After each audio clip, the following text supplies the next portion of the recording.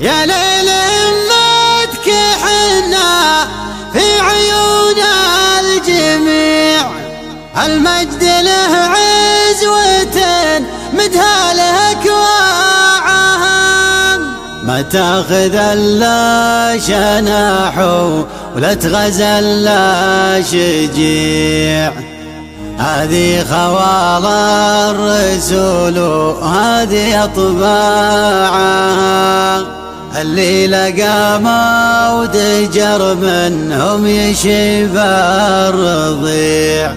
على البدع عندهم تستنقص بداعها، يوم ان ترك ظل على الحجاز الرفيع، قدام لا يعلن رحلة ولا قلاعها، قدام لا يعلن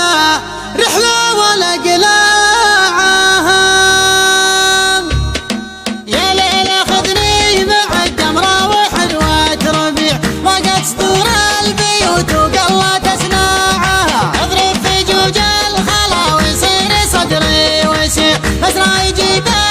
وقال لي هذا وساعها، والله ما خويت كابته ولا بضيع، الله يخلي لي الفاطر ومرباعها، الله يخلي لي الفاطر ومرباعها، يا ليل همتك حنا في عيون الجميع، المجد له عزوة مدها له كواعها، ما تاخذ الا جناح ولا تغزل لا شجيع، هذه خوال الرسول وهذه اطباعها، يا ليل همتك حنا في عيون الجميع، المجد له عزوة مدها له كواعها، ما تاخذ الا جناح ولا تغزل لا شجيع، هذه خوال الرسول وهذه اطباعها، اللي لقى موت جر منهم يشيب الرضيع، اهل البدع عندهم تستنقص ابداعها، اهل البدع عندهم تستنقص ابداعها، يوم ان ترك ولع الحجاز الرفيع، قدام لا يعلن الرحله ولا قلاعها، يقول عنه عتبه للمنايا تبيع، حاولت في قناعها وزريت في قناعها، حاولت في قناعها وزريت في قناعها، أهل الفل اللي من الطايف لاخذ تسريح 700 كيلو وديرها ومرتاعة، ذبحت الحيل والعايل لقى ما ويطيع، بسيوف هند